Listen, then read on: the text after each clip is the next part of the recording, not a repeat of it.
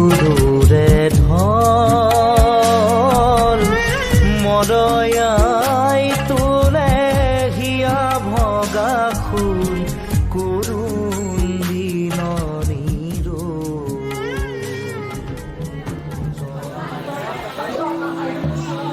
আজি ৰজাই আপোনাক ধৰাই নিব খুজিছে।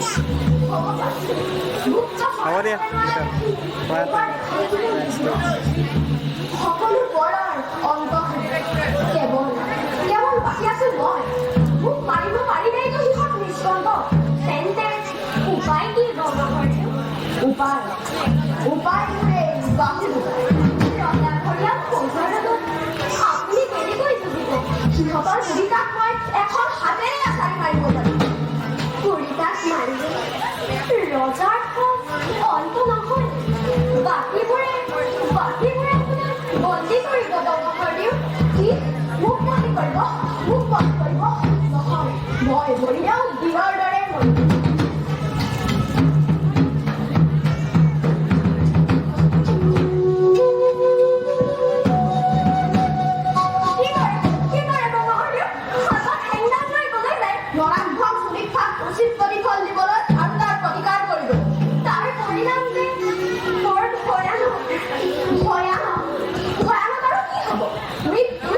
মই মৰিলেও বাকী উচিত শাস্তি দিহে মৰিম। আপুনি মৰিব নোৱাৰে ব্ৰহ্মচাৰী। আপুনি জীয়াই থাকিব লাগিব। মোৰ বাবে নহয়, মোৰ গুণাদোষীৰ বাবেও নহয়, আৰু আপোনাৰ নিজৰ বাবেও নহয়। এই অৰাজক আহোম ৰাজ্য শৃংখলা লগাবলৈ আৰু অসমৰ লোবাব খোজা বস্তি জ্বলাই তুলিবলৈ আপুনি জীয়াই থাকিব লাগিব। আপোনাৰ অবিহনে এই অন্যায়ৰ প্ৰতিকাৰ কোনে কৰিব ব্ৰহ্মচাৰী? গতিকে আপুনি অতি সোনকালে ইয়াৰ পৰা পলাই যাওক। পলাই প্ৰাণ ৰক্ষা কৰিবলৈ কদাকালি কাপুৰুষ নহয়। আপুনি কাপুৰুষ নহয় বাবে মই আপোনাক অনুৰোধ কৰিছো ব্ৰহ্মচাৰী। স্বজাতিৰ মংগলৰ কাৰণে পলালে আপুনি কাপুৰুষ নহয়। ভয়ত পলালেহে কাপুৰুষ বুলি ক'ব পাৰি। ই এক মহানুভৱতা। গতিকে আপুনি ধৈৰ্য ধৰক আৰু শত্ৰুৰ লগত যুঁজিবলৈ নিজকে কলগীয়াল কৰিব। আৰু এতিয়াই আপুনি ঘৰেৰে পলাই যাওক ব্ৰহ্মচাৰী।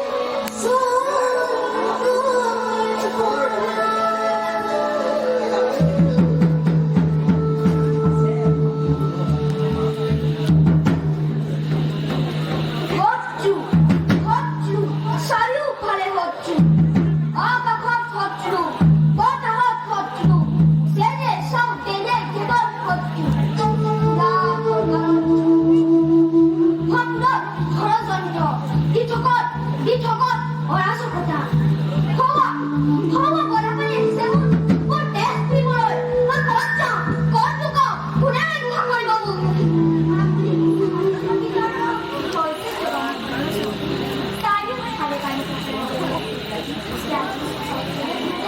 ক'ত যে মোৰ মগজুত আছে তাক কোনে খেলাব ৰাণী আপুনি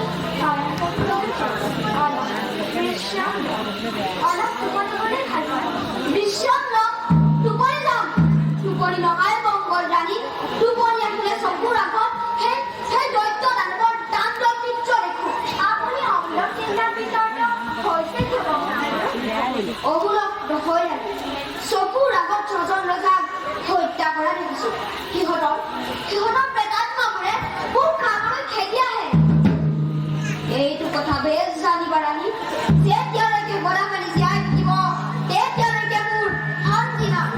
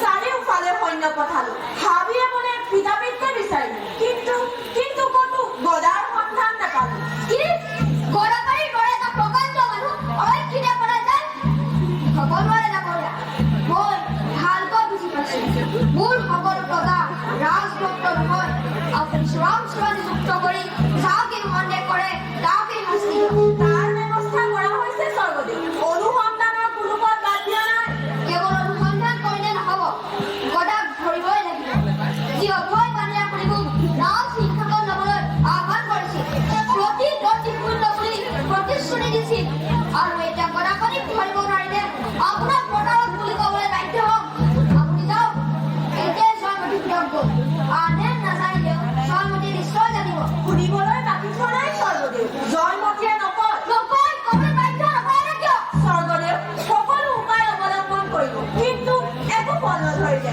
জয়মতী অচলত গদাৰ কথা দূৰতেই থয় তাই তেতিয়া বন্দী নকৰে নে কিয় স্বৰ্গদেৱ জয়মতীক ধৰাই আনি বন্দীশাল বৰুৱাৰ তত্বাৱধানত থোৱা হৈছে তেন্তে তাই শাস্তি দিয়া নাই কিয় স্বৰ্গদেৱ যদিও মোৰ ৰাজ্যত শান্তি স্থাপন কৰাই একমাত্ৰ উদ্দেশ্য তথাপিতো কোঁৱৰসকলৰ অংগক্ষত কৰা মোৰ তাত কিবা স্বাৰ্থ আছে বুলি সকলোৱে সন্দেহ কৰে তাৰ উপৰি জয়মতী ৰাজবোৱাৰী সেয়েহে এই বিচাৰ মই নকৰি আপোনালৈ থলো স্বৰ্গদেৱে এই বিচাৰ নিজেই কৰক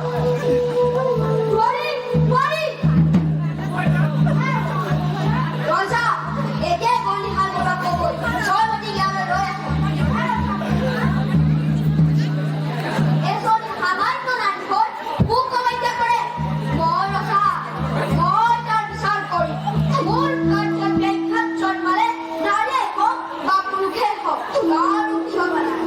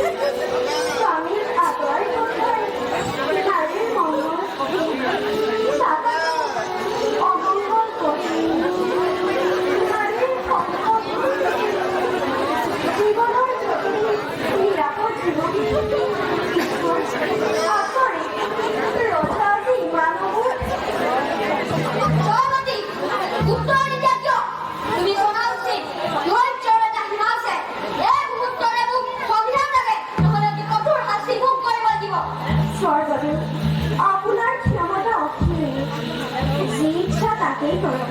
মই মোৰ স্বামীৰ বিষয়ে নকওঁ। জয়মতী, তুমি ৰাজআজ্ঞা অমান্য কৰিছা। গদাপাণিৰ বাতৰি গোপন কৰি নিজকে ষড়যন্ত্ৰত লিপ্ত থকা বুলি প্ৰমাণ কৰি যি অপৰাধ কৰিছা তাৰ শাস্তি বিধম। মোৰ অনুৰোধ, তুমি নিজৰ সকলো সংকল্প ত্যাগ কৰি গদাপাণিৰ বাতৰি কৈ দিয়া। মই তেনে অনুৰোধ ৰাখিব নোৱাৰিম বুঢ়াগোহাঁই ৰাণীয়ে। তেন্তে তুমি নোকোৱা নকওঁ নোকোৱা নকওঁ নকওঁ নকওঁ। অসহ্য